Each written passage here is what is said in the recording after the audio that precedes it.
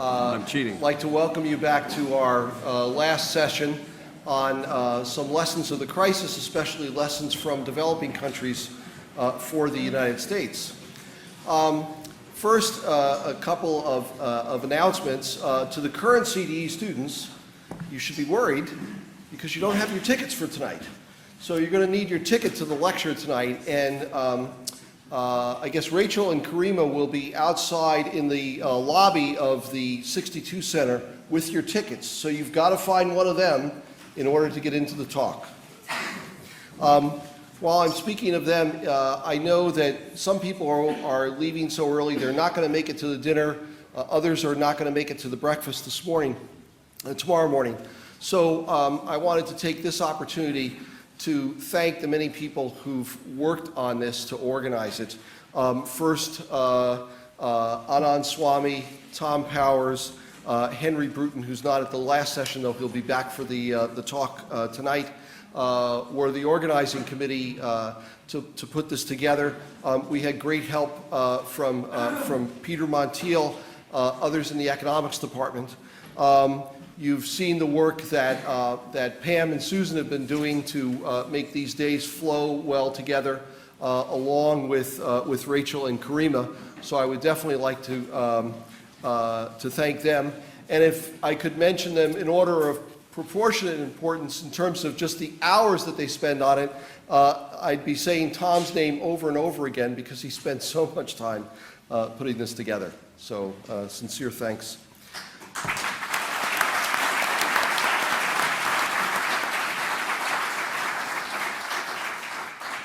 So now on to crises, which we've heard a little bit about before.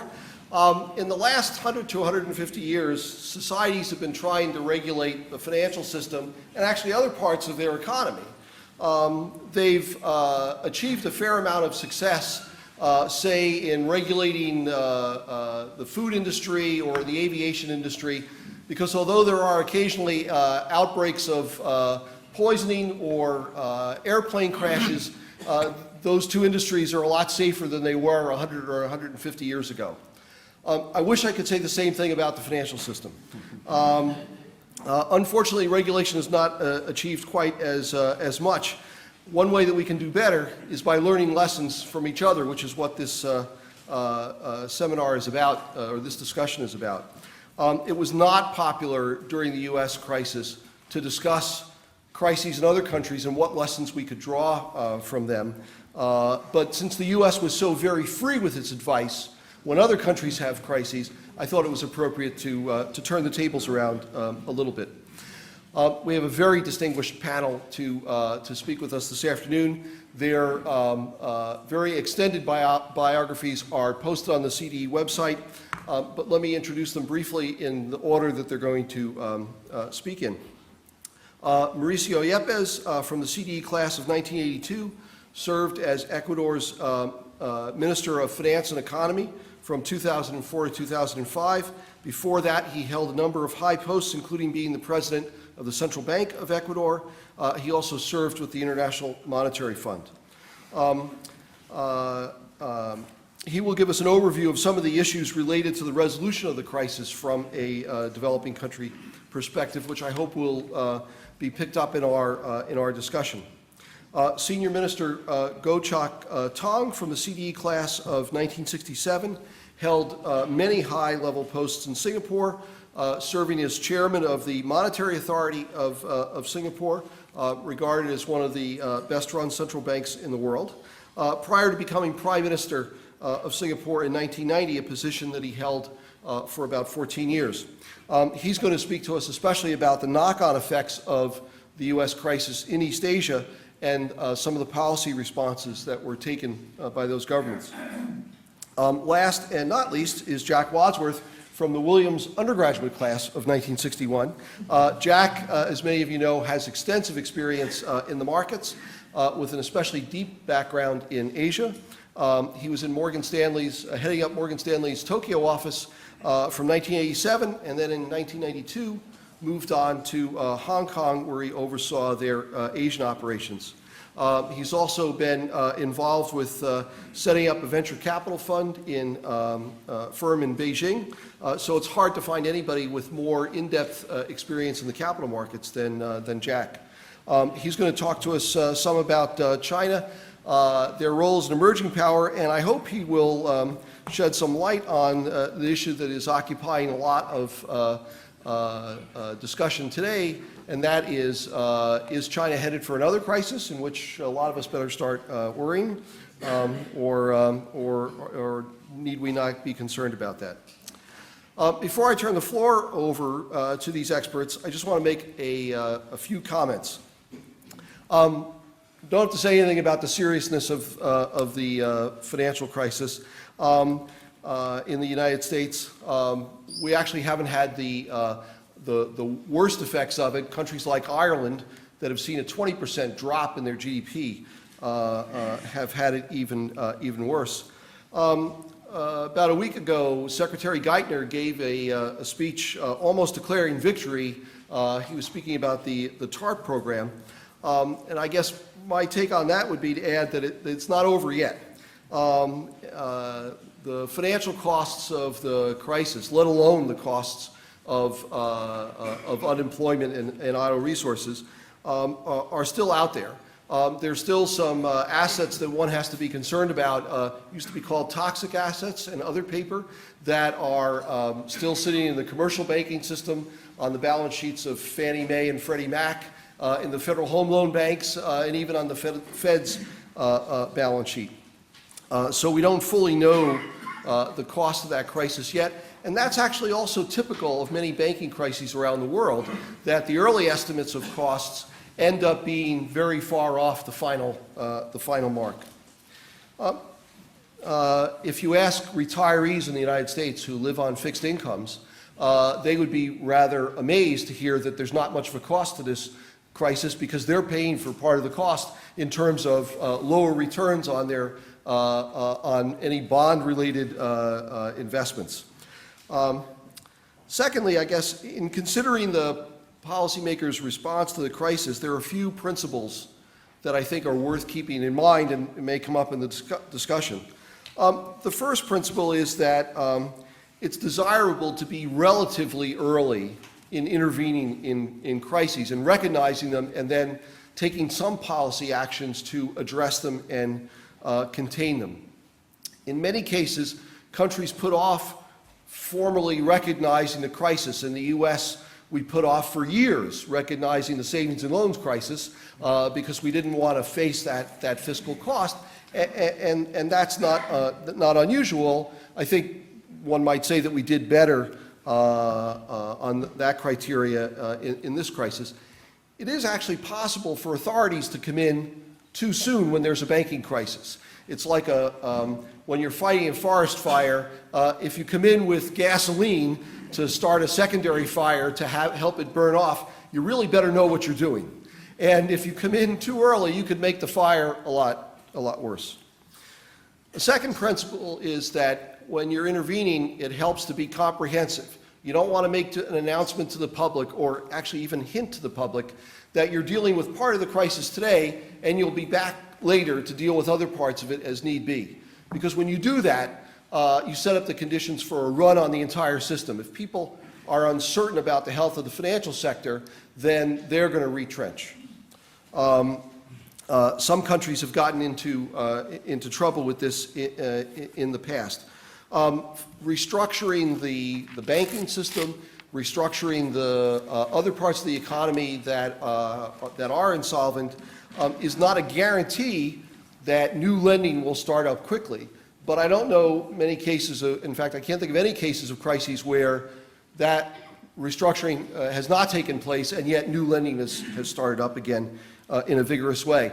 That's why I wish actually we had Congressman Kang from Korea, who was going to be on this panel. He was the former Prime Minister of Korea, but he was detained by a congressional audit that he's leading in Korea. Korea did a very good job of restructuring quickly in their crisis. The third principle is that whenever intervening in crises, that authorities have to remember that even if they may not be in office when the next crisis hits, the actions that they take will have an impact on what happens in the next crisis, that they can create a moral hazard if the incentive to monitor the financial system is reduced markedly by their own actions.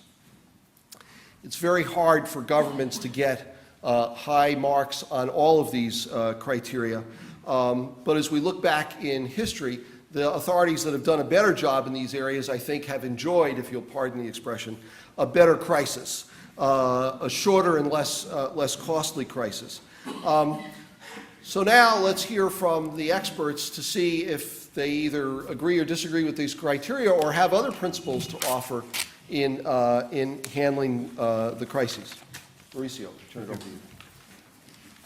I would like to congratulate the Center for Development Economics on the 50 years of magnificent work providing its students with necessary training and tools to face the challenges of improving the economy in the developing world. I would say that also many of the alumni of the CDE have become policy makers in our countries, and I would say that some of them have achieved very successful stories. In any case, if they are not very successful, in any case, they have become a better professionals as well. Also, I want to thank Gerard for inviting me to this meeting, apart from sharing with you all these 2 days about important things of economics and issues that are very important now. It's also very nice for me to come back to Williams to visit after almost 30 years. And I share the same, like Toga mentioned before, the flavor of the CDE, and it seems that everything is equal at the Center for Development Economics. Having said that, I won't resist to talk a little bit about something that was very provocative by Professor Stiglitz yesterday. And it is about how the economics approach has been in the last, let's say, 20 years. But I think if we see the last experience of Latin America, especially of Latin America, I see that maybe the conclusions that we arrived yesterday and mainly this morning can be revisiting at least to this thing. And I will just take 2 or 3 topics about this to reaffirm my view. It's very important to see that the degree of resilience that Latin America country has shown during the last crisis. I could talk about some common characteristics of the financial crisis all over the world, but instead of giving lessons to the U.S., I will have some questions to have to see how the policy makers in the U.S. will face the enormous challenges that they have to go ahead. But beginning with the Latin America case, I will say that during the last global crisis is totally different compared with its own past and to the and also to other emerging economies. This newfound resilience reflects the steady progress made by many Latin American countries in strengthening their fiscal stance, their macro stability, microfinancial immunity, and also the degrees to maneuver. In the past, it was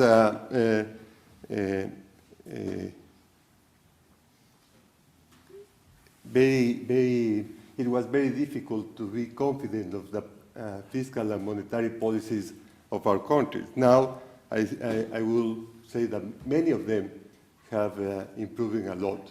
For instance, in the monetary stance, we have many countries applying inflation targeting, which has been very successful as a tool in our economies. And I will mention also two additional important factors that occurs in the last years. One has to be with the difference between Latin America becoming a net creditor in the debt side to the rest of the world, instead of being, as in the last 2 decades, being as a net debtor. This is a very important thing to notice, and it is very useful because a lot of management, a lot of improvement in the debt management has occurred.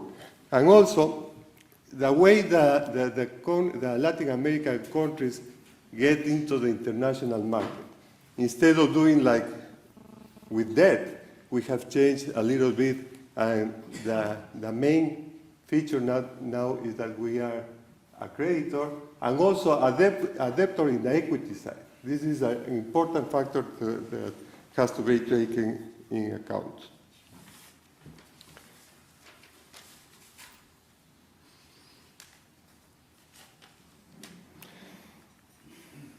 The second thing is a growing connection to emerging Asia, and to China in particular.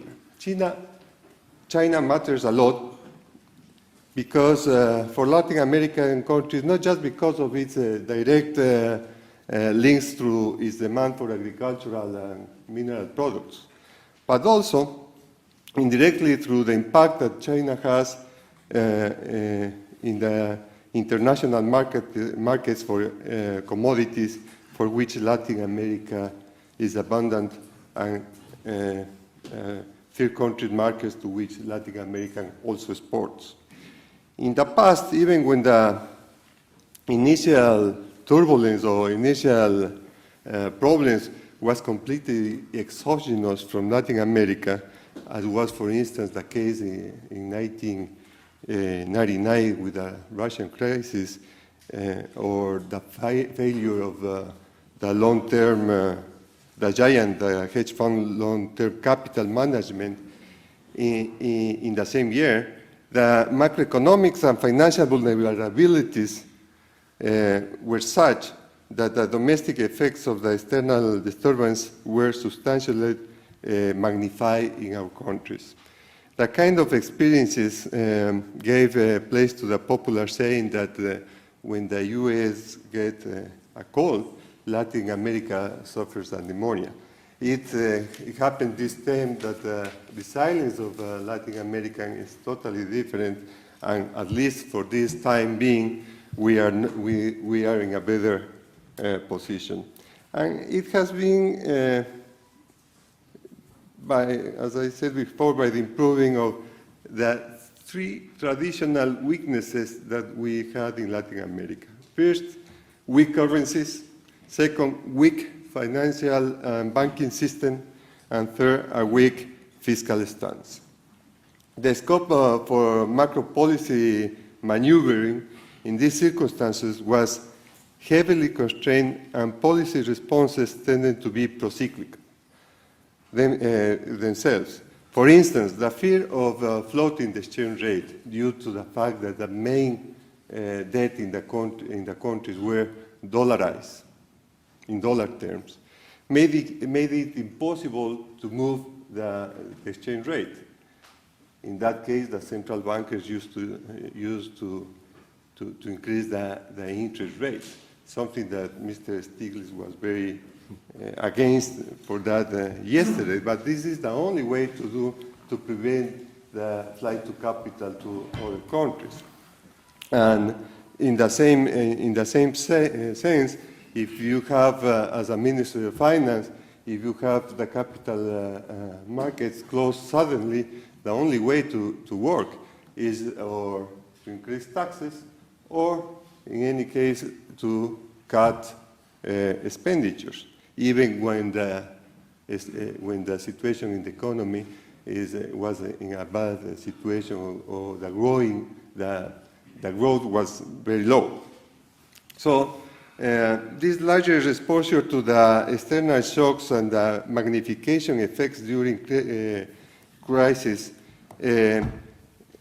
has heated the debate on the markets about financial globalization.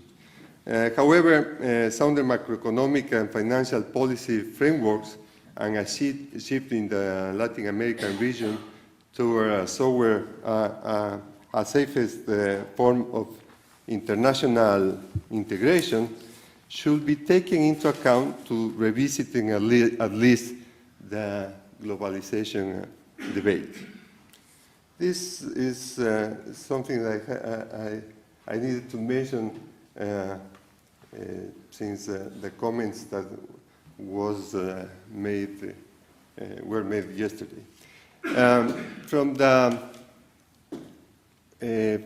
financial crisis with the U.S., and I would say that some questions, for instance, if they are similar to other crises around the world. There is a paper of Carmen Reinhardt saying that it looks like everything is different, but at the end, the crisis is the same here or in Latin America or in Asia when it comes to financial sectors. The second point is how to get out of the situation and going forward in the next. Well, the problem seems that financial crises always happen in an environment of macroeconomic imbalances. It has happened in Latin America, and it seems to be happening also in the US. If you see several figures that we check about federal government total revenue and expenditures, as well as the federal government gross debt in billions of US dollars, all of them shows the imbalances that the US are facing since, let's say, the last 5 or 6 years. This is the one cause of financial crisis. The second one is what Mr. Stiglitz is very concerned about, the information asymmetries and the principal agent problems.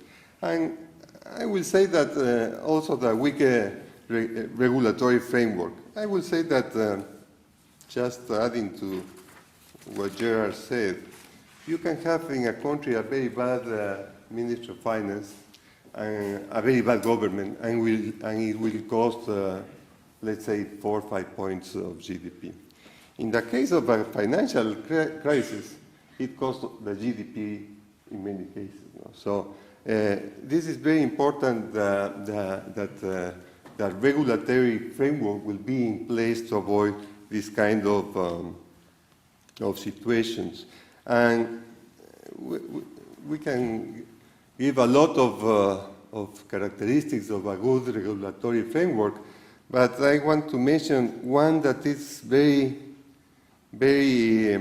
distinctive in the US and has to do with the salaries of the American bankers. And it's something that it seems it doesn't seem very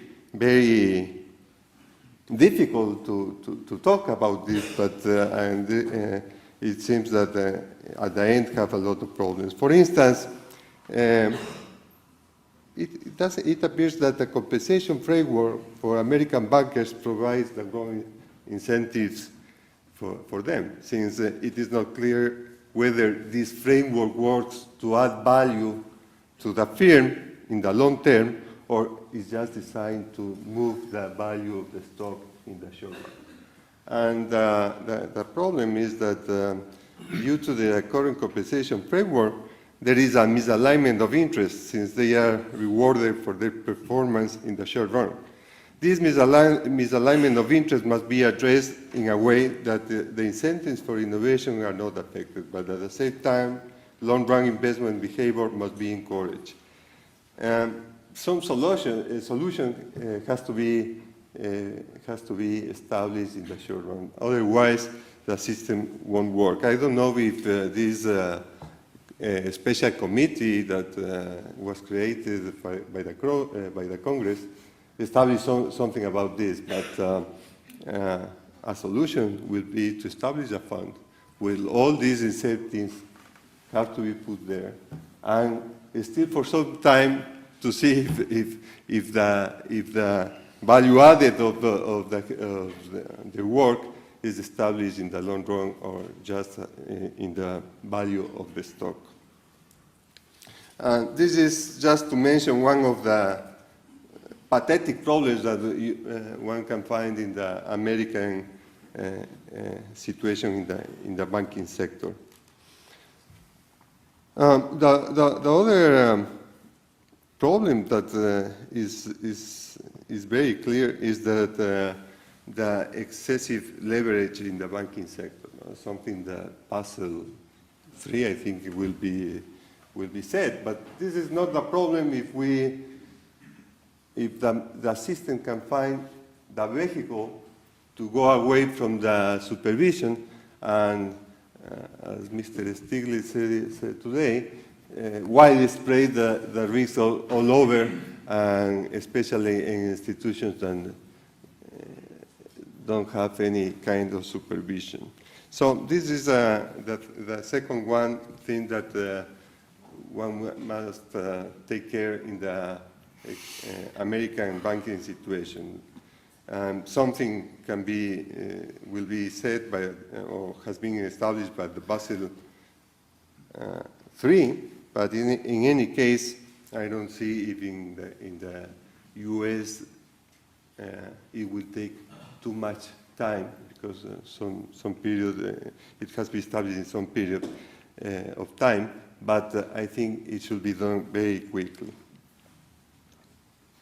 And finally, the third point about the weak regulatory framework is the so-called too big to fail.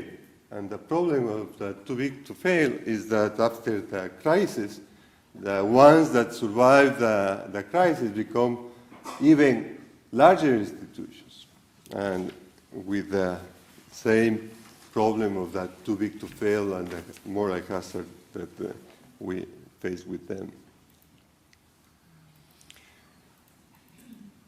At the end of the day,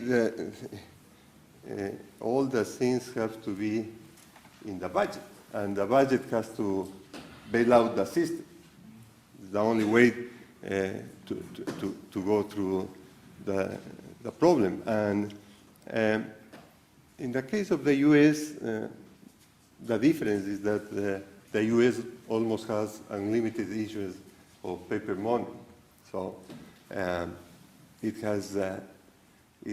can finance all the bailout without adjusting the economy at some point, until the point of the people want to lend money to the American government. And the curious thing is that under this situation, in the US, it happens that deflation and currency appreciation of the currency. In our countries, with a limited capacity of issuance money and to leverage or to finance the bailout, the problem has been inflation and also the devaluation of the currency with a very high social cost.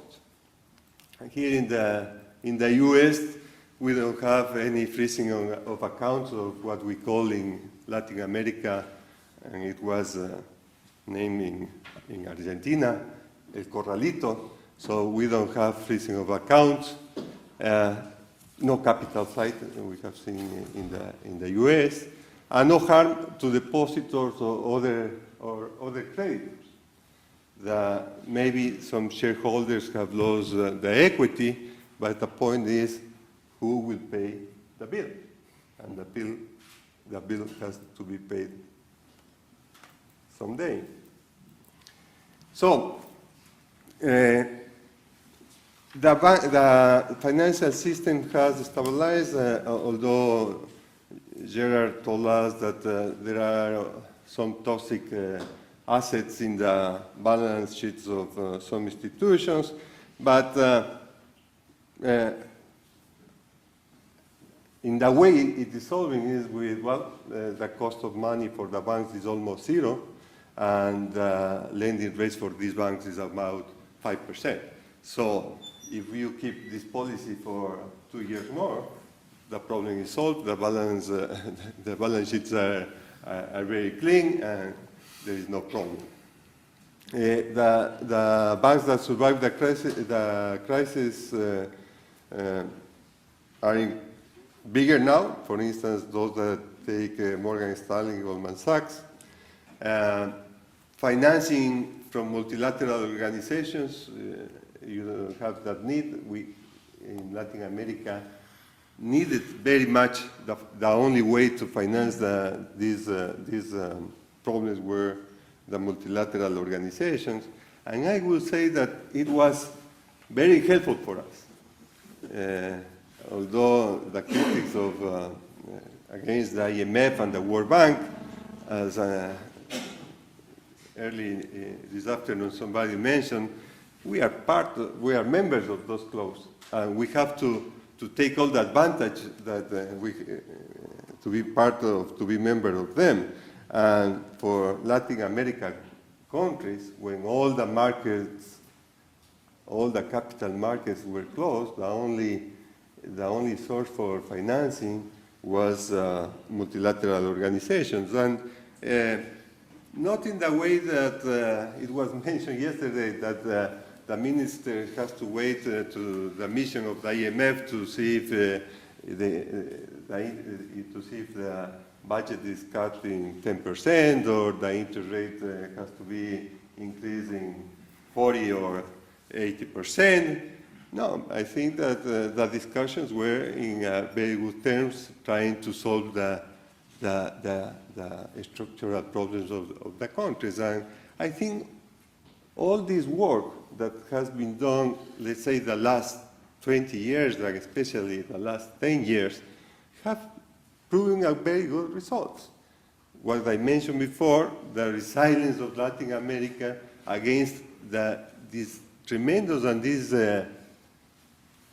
big crisis in the US that otherwise we, in the past, we are not able to manage.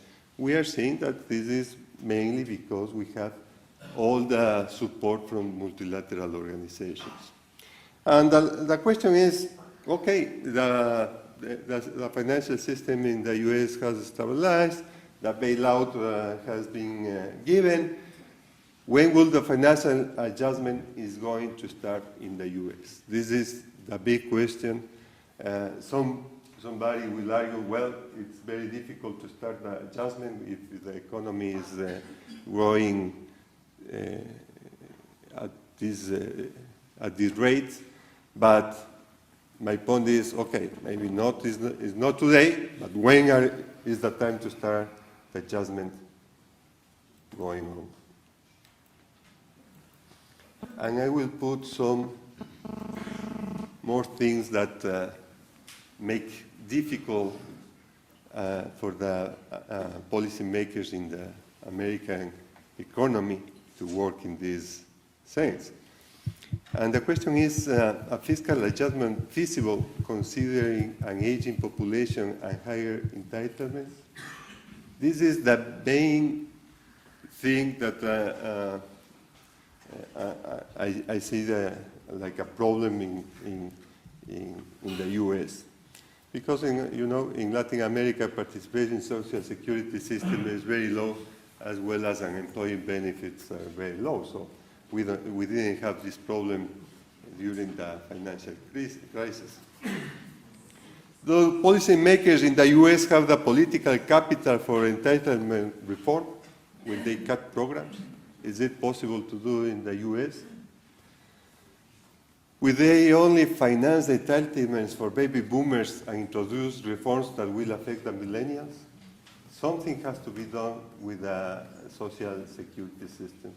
The social security system cannot be worked as it is working now. You have to cross the line in some point and say, well, the benefits will have to change. So those are the main questions and the main challenges that American society will face in the near future. And I don't know if I just watched TV yesterday at the news, and it seems that from the political point of view, the next midterm elections will be quite against, at least what I see, quite against the government. So will the American society will have the cohesion to implement these reforms? And I will say something that maybe was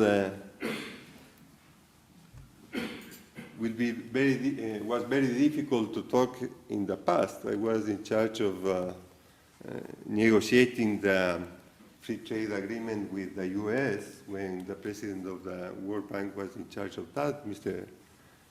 Selig. And the main point that I was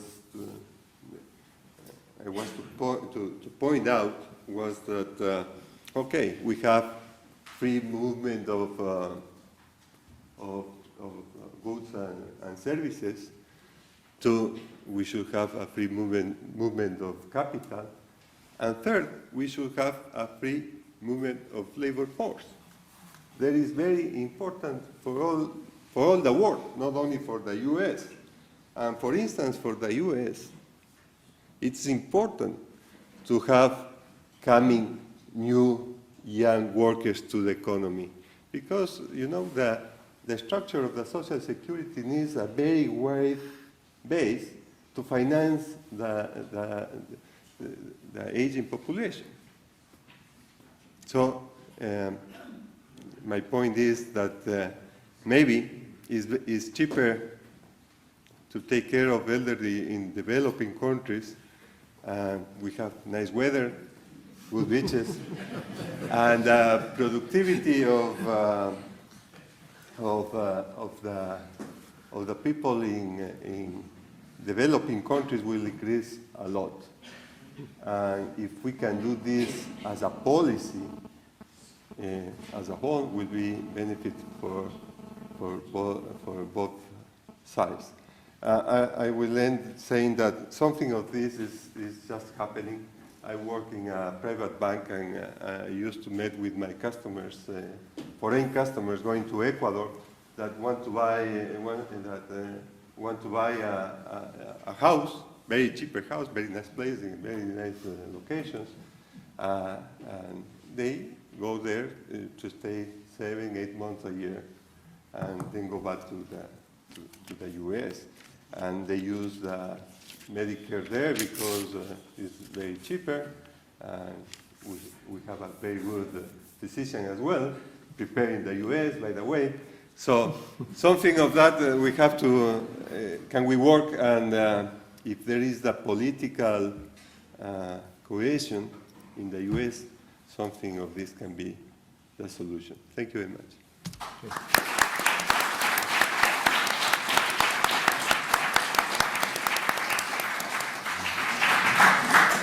Thank you, Mauricio. So Jerry, first let me thank you for inviting me back to Williams College and CDE to celebrate with you the 50th anniversary of CDE. I recall with nostalgia my time in Williams College. That's some 40 years ago. And I'm very happy to see that the college has become stronger, both the college as well as the CDE. Whilst for many of us who were here, we are not getting stronger, not fiscally anyway. I want to focus my remarks on how China and Singapore managed the impact of the global financial crisis, and make some observations which may be relevant to the US. China, as you know, is an emerging economy, but a huge one. In fact, it's now the world's second largest economy. Singapore, on the other hand, is a small but open economy, which is therefore very vulnerable to external events. The direct impact of the US subprime and financial crisis on the financial sector of China, Singapore, and in fact on Asia was fortunately limited. After the Asian financial crisis of 1997, 1998, Asian banks were generally well capitalized and the balance sheets were strong. The exposure to subprime housing mortgages and collateralized debt obligations was very small, partly because of prudence, but also partly because the financial players were less sophisticated and had not dabbled in complex structured products. However, the knock-on impact on the real economy was large. As consumer confidence in the West plunged, stock prices and exports in Asia fell off the cliff. Nearly $7 trillion of wealth was wiped off Asian stock exchanges. And Singapore, being a globally connected economy, was the first Asian country to slip into recession in the third quarter of 2008. Its growth rate in 2008 was 1.8%, down from 8.5% a year earlier.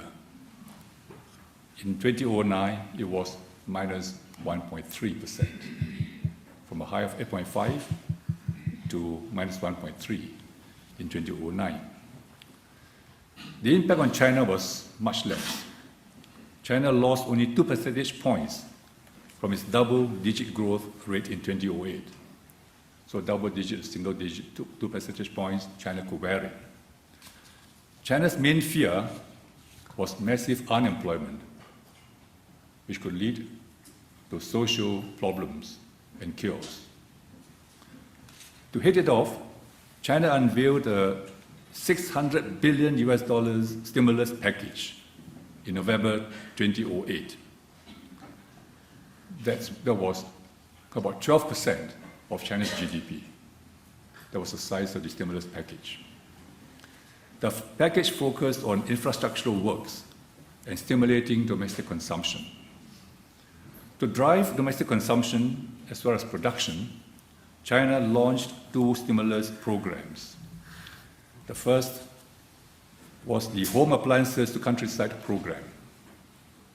Under this program, rural consumers received subsidies of up to 13% of the purchase price of home appliances. So besides driving up production of these products, the program also raised the quality of life in rural areas. For the urban population, China introduced a similar Old for New program. It provided subsidies of up to 10% for consumers who replaced their old home appliances with new ones.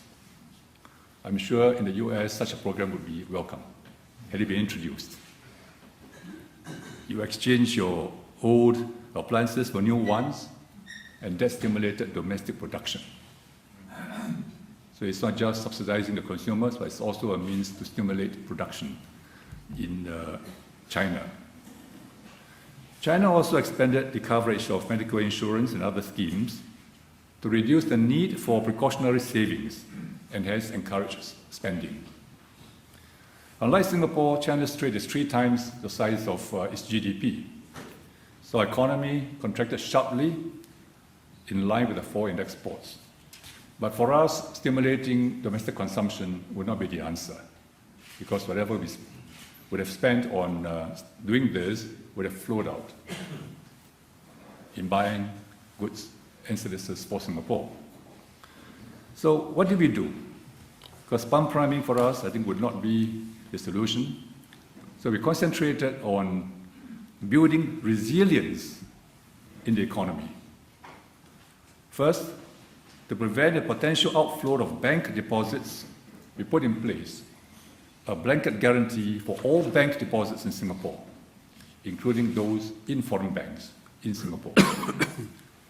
We We had to do so even though our banking system was sound, because other jurisdictions like Hong Kong, Malaysia, and Australia were doing so. Not to do so with the risk and outflow of deposits from Singapore to these countries in a time of uncertainty.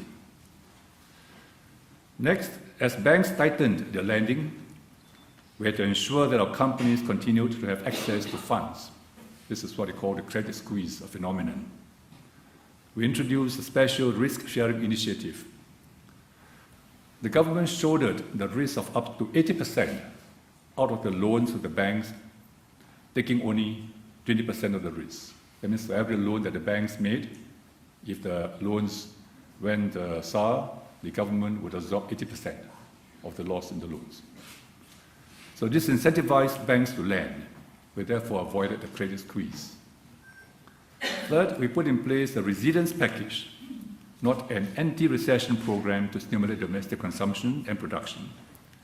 This package cost us some $15.5 billion US dollars, or about 8% of our GDP. The resilient package aimed to encourage employers to hold on to their workers and to upgrade their skills in readiness for the economic upturn. First, to stave off retrenchments, the government introduced a jobs credit scheme. Under the scheme, for a limited period of up to 2 years, the government provided a grant to employers to cover 12% of each local employee's wages, capped at $230 US dollars per month. Together with other measures such as cutbacks in bonuses, reduced overtime, and in some instances, voluntary and involuntary no-pay leave, our companies were generally able to ride the downturn without having to retrench workers. So the key feature here was a flexible wage system, where wages went down instead of companies having to retrench workers. Second, we incentivized employers to use the lull period to upgrade the skills of the workers under a skills program for upgrading and resilience, or SPUR, as we call it. Under this scheme, the government subsidized up to 90% of the course fees at the payroll of those sent for training and reskilling. So this not only reduced the holding costs of keeping workers on the payroll, but also helped companies and workers to reposition themselves when growth returned. Our approach of cutting costs to save jobs, rather than cutting jobs to save costs, worked. Unemployment rose only marginally to a peak of 3.3% at the height of the crisis. And when the global economy turned the corner, our companies were able to quickly ramp up the production to meet the surge in demand. Workers were there, they were better trained than before the crisis. For this reason, our GDP growth rebounded by the massive 18% in the first half of this year. And output has recovered to a level that is even higher than the pre-crisis period. For this year, our growth is expected to be at the top end of the 13 to 15% range. I would hesitate to draw lessons from the way Singapore and China handled the financial crisis for the US, especially when I'm in the US. One, the structure, size, and complexity of the problem for the US and the Asian countries were vastly different. Second, the firestorm was in the US, while the Asian economies felt only the heat. But I want to make 4 points. One, innovative activities, richly prevalent in the US as the most productive economy in the world, carried to the extreme, can contain far-reaching risks, as seen, for example, in the IT.com bubble in the early 2000s and the recent financial crisis, which saw the widespread use of highly creative credit instruments. While innovation should not be stifled, We must understand the products fully and be aware of the attendant risks. Also, we must build up buffers to address possible spillover or tail end or tail risks. Hence, banks need to be well capitalized and corporations should not be over leveraged. With regard to banks, this refers not only to an appropriate level of Tier 1 capital, but also its quality. 2, growth of the property sector and the stock markets must be based on underlying economic fundamentals. Regulators must be vigilant of short-term speculative bubbles, leverage off cheap liquid funds. Asia learned its lesson from the property and stock market bubble in the Asian financial crisis. In Singapore, we are always on the lookout for potential bubbles, especially in the property sector.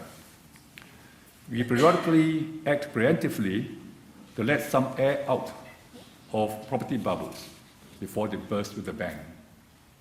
The use of direct and targeted tools and administrative measures, for example, imposition of maximum loan-to-value ratios, stamp duties on transactions, control of land sales, have proven to be effective. Broad monetary policy actions may not be the best means, since they can be blunt, and if applied too aggressively, can have unintended negative effects on the entire economy. 3, though I do not think this could be done in the US because of the size of its economy and its free market philosophy, a scheme to save jobs by sending workers for training during a recession and to reduce costs for companies may help in maintaining confidence and morale of the workers. We found that to be very important. In the recession, if you can retain the morale and confidence of the workers, that proved to be very valuable. Finally, I will reiterate that globalization is beneficial to all countries, both big and small, both developed and developing. Asia has always recognized this reality through its outward-oriented development strategies. Globalization presents both opportunities and challenges. Policymakers can no longer formulate and implement policies based on a closed economy model, which sometimes larger countries like the US might be inclined to do, at least for some sectors, under political pressure. For the next decade, I believe Asia will continue on its open growth trajectory. This will hold much economic opportunities for the US. It is better for Asia to be coupled with the US than for it to be decoupled. Thank you.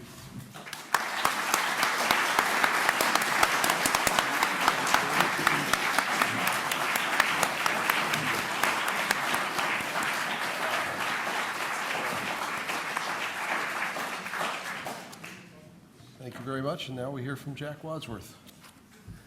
Mr. Senior Minister, I was much relieved that there was not a 5th item on your list, which was to use a firing squad for investment bankers.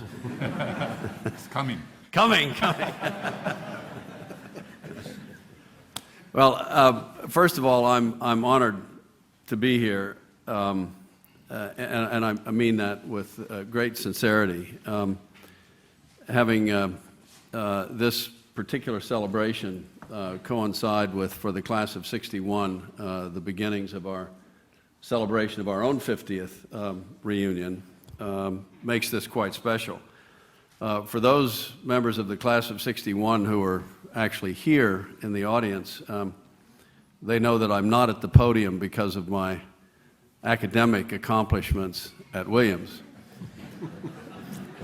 But rather, let me say, as was mentioned many times during the last day or so, I did take away from this great institution the idea of critical thinking, the idea of never to accept the status quo, the idea always to ask the question, what could we do better?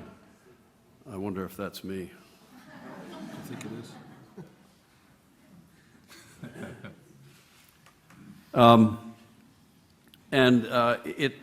It's with that it gives me great pride to say a few things about the Center for Development Economics. I think I must. We are, the class of '61, sharing this special occasion. And as many of you know, it is the tradition of the 50th reunion class at Williams to designate a particular activity, institution, subgroup at the college as the beneficiary of the class gift. Our class has chosen the Center for Development Economics to be the recipient of our gift.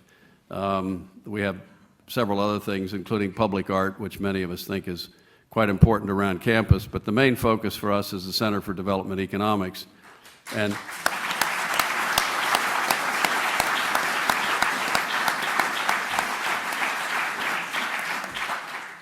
And our idea, frankly, together with the visiting committee and a number of other important individual supporters, is to create an endowment for the Center for Development Economics, which will give it the ability to stand free as a part of the college.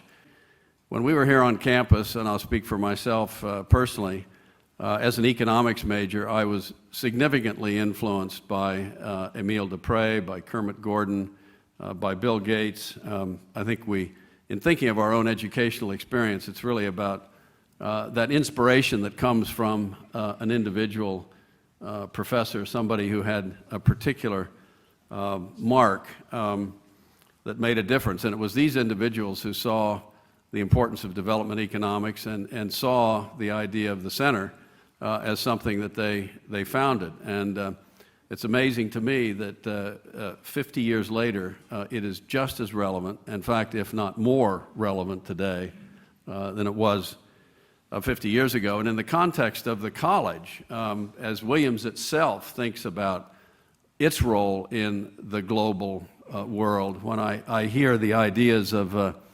privatization, globalization, liberalization, the challenge to this university, to this college, is to figure out where it is going to position itself in a global context, both for the students and for the future. And the Center for Development Economics is itself really a very interesting and unique activity on the campus. And the undergraduate students are more and more interacting with the CDE students and vice versa. It has now become really an integral part of the college, and therefore we, the class of '61, are particularly proud to commit to this endowment. A part of my, I think, journey to Asia, again, goes back to the experience here on Williams College. The curiosity that I received here after 25 years in Wall Street led me to Tokyo in 1987, as Jerry said, to Hong Kong in 1992. And it was that curiosity that really made quite a difference to Susie and me, my wife, you know, in a career that I would say was really accentuated in terms of my own satisfaction of the 15 years in Asia. Let me now quickly get back on the agenda, and what I want to do is mention 5 lessons, and these are lessons that come from a practitioner, not a government official, not an academic. And let me start with the crisis of 1997-98. The first thing I'd like to mention, on July 1st, 1997, I was in Hong Kong, and that was the first day that the government of Hong Kong was in charge of Hong Kong. The British government handed them the reins in Hong Kong on June 30th, 1997. And on July 1st, the Thai baht was cut loose and the crisis of 1997 began. So as I think about my experience in Hong Kong, that government never had an opportunity to govern under normal circumstances. From the first day they walked into the office, they were faced with a crisis. And that leads me just to make a comment on currency. I think one of the things that we learned more than anything else from that experience is to free a currency to trade on capital account too soon is one of the biggest mistakes a country can make. And we saw that impact on Malaysia, on Thailand, on Indonesia, and eventually on Korea. The second point I'd like to make is about leadership. I don't think there has been enough said in the last day or so about the importance, the critical importance of leadership and the role it plays, both in institutions, in governments, in academic institutions. In the fall of 1998, I was quoted in Business Week in response to the question, what are you worried about in Asia? And I said, well, just to take two countries, I really am worried about Korea because they have an election coming up. It's not clear who's going to run the country. I'm quite confident that Indonesia will be all right because it has very strong leadership. 2 months later, I was absolutely wrong on both accounts. Suharto got thrown out, and Kim Dae-jung came into Korea and provided the change in the leadership that made that country solid. Two really important lessons to me.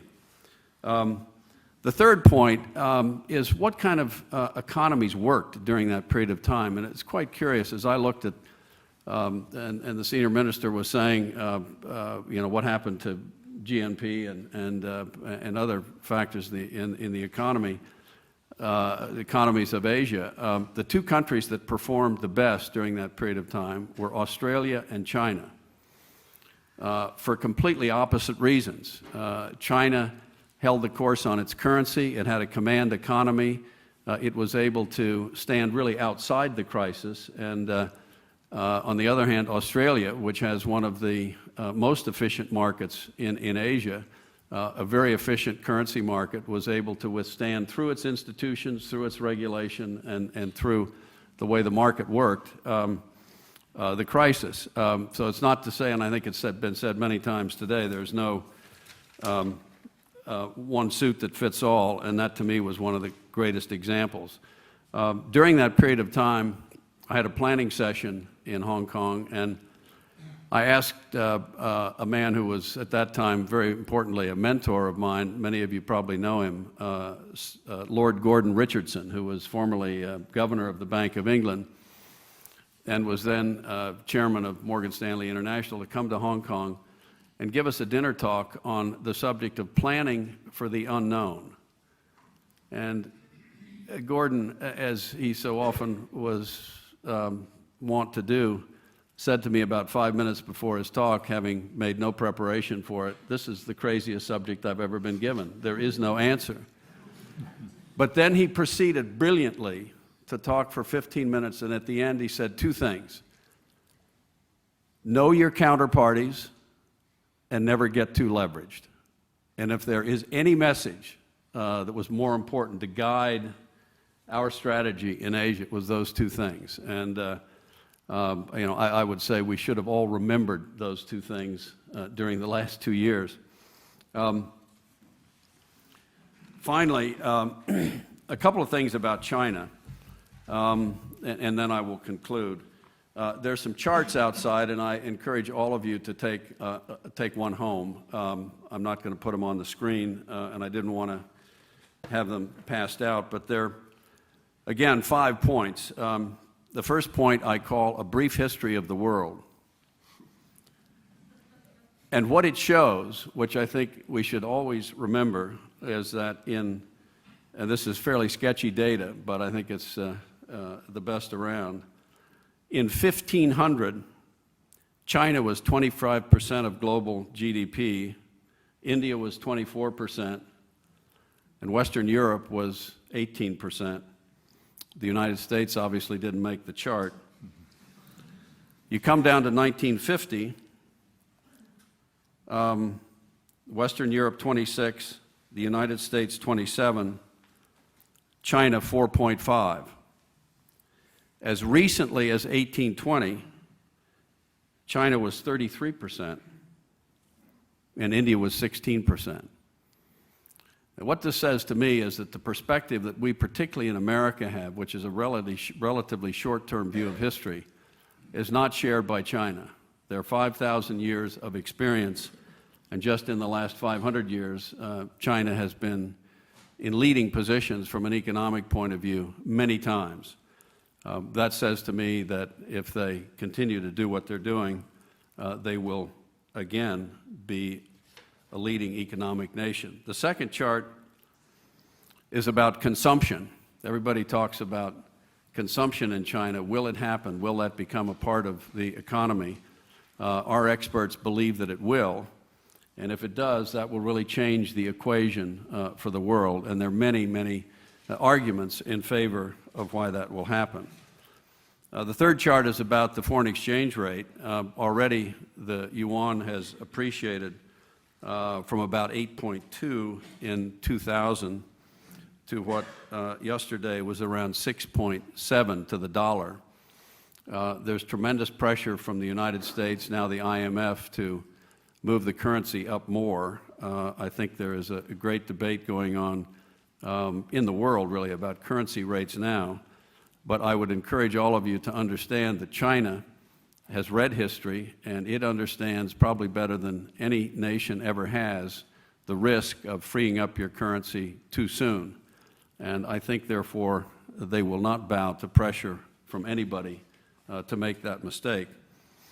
The fourth chart is about their financial institutions. And we've talked a lot about financial institutions. And let me just say that, as of last week, among the 8 largest financial institutions in the world by market capitalization, the 4 big Chinese banks are on that list.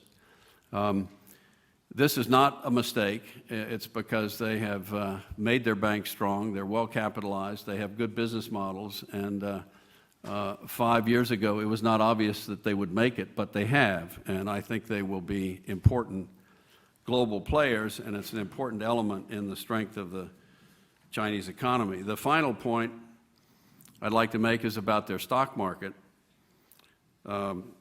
The Shenzhen, Shanghai stock markets are capitalized at $3 trillion as of last week. The New York Stock Exchange is capitalized at $17 trillion. The average daily trading volume in in China was $23 billion a day. In New York, it was $27 billion a day. And this is a stock market that is totally domestic. There are no institutions. It is a market that has the benefit of no cross-border capital flows. And what this says to me about Shanghai, which is really the center of the Chinese capital markets, is that it will emerge as the leading financial center in Asia once the renminbi is convertible on capital account. And I think it probably has a shot at being one of the leading financial centers of the world. So let me conclude in the following way. Progress or regress are both products of the actors and the practitioners in a dynamic system. All are critical and all spring from experiences like Williams and the CDE, and in my case, the University of Chicago. Emile Dupre, Kermit Gordon, Bill Gates inspired all of those who had a chance to learn from them, and the world, for me, became a passion to use the idea of finance to make the world a better place. In 1963, investment bankers were actually at the center of the capital market, acting as intermediaries to move capital from the holders of capital to those who needed it. I want to end with 2 stories. We created an investment bank in China called China International Capital Corporation, which is today the leading investment bank in China. And my counterpart across the table was Wang Qishan, who is now the vice premier in charge of the economy. He was then president of the China Construction Bank. He said to me that there are 2 ways to get an idea across. One is to use theory, and the other is to tell a story. He said Chinese officials much prefer stories. So I went into the world after the GSB, convinced that the capital markets were really at the center of the market economy, and that the role that they were supposed to function, that they were supposed to provide, was to supply the capital to fuel the growth of the economy. When I left the industry in 2001, retired from Hong Kong and came back to San Francisco, that function was still the same. In the last 9 years, the financial community got off track. Institutions, as Joe Stiglitz said last night, need to be moral. I'm not so sure that there is such a thing as a moral or immoral institution, but I am sure that there are individuals who are moral or immoral. And the society, in my view, has licensed the financial institutions to perform the critical intermediary function that is at the center of the economy. Here are the two stories. I act as an advisor to the Chinese government with 10 other individuals from around the world, and we meet once a year with the CSRC, which is the Chinese SEC.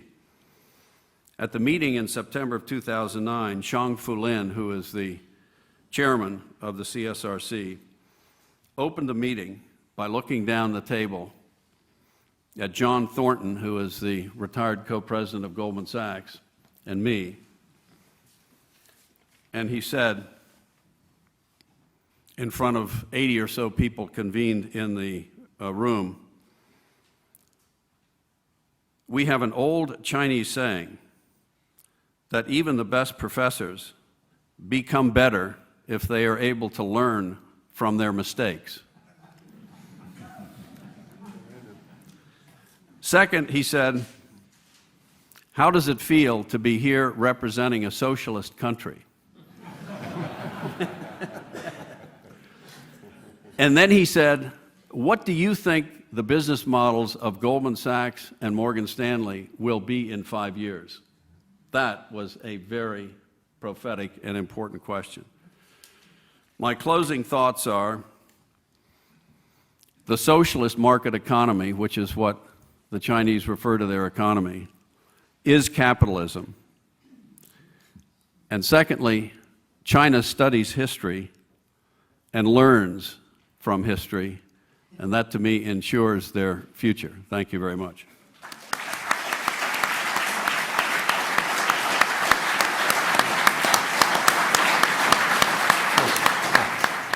When you've had crises of this kind in the past, is there a consensus that emerges in terms of the priorities of dealing with it on the part of government?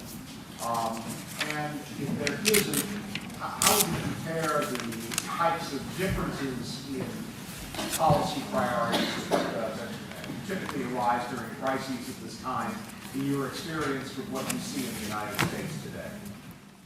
So the question is, are there priorities, or are you asking like sort of rules of thumb for the government officials in dealing with crises? Okay. From our government officials, if you want to take. Yes, I'll take that. It depends on the perspective of the problems of each government. So you cannot have, as Jack put it, a one-size-fits-all kind of approach to the crisis. So the government would have to assess what will be the impact on its own economy. Is it on, say, for example, the currency, the financial sector, or on the real economy, unemployment, and so on?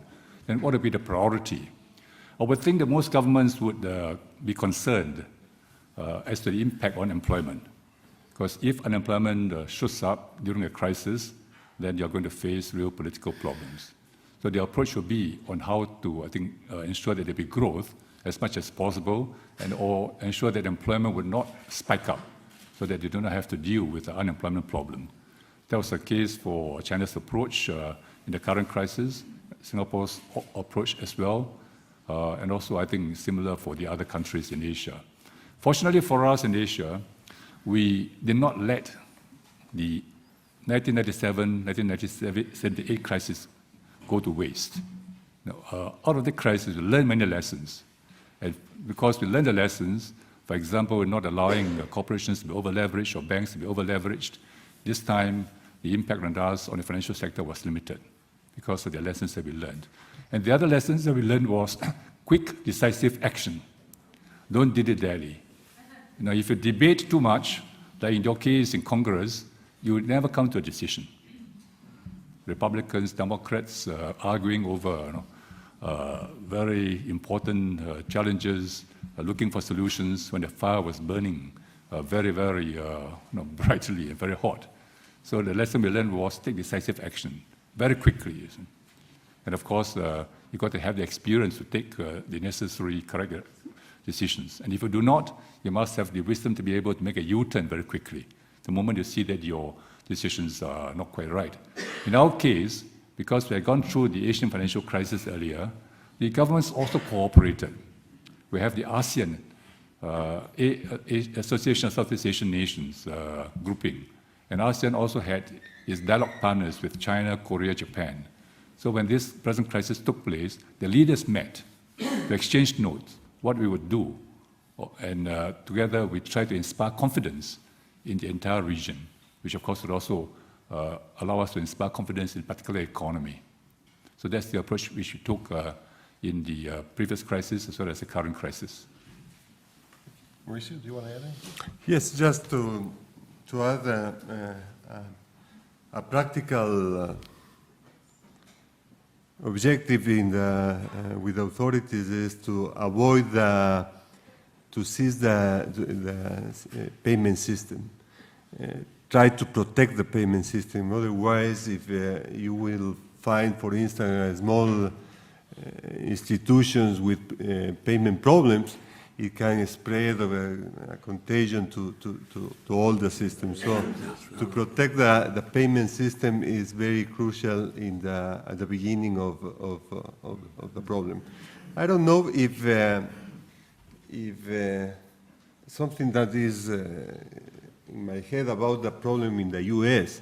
is the amount of the subprime loans.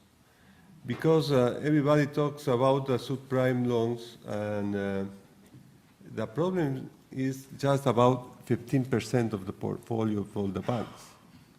This is the figures that I have. So something went wrong in the way the authorities work with the American crisis, because if it is just the subprime loans, 15% of the total portfolio, something has been wrong to the way it managed the crisis. Maybe it was too proactive, or the contagion to the other institutions were so fast, or maybe the decision with Lehman Brothers was not the right decision at this moment. Thank you. Another question here?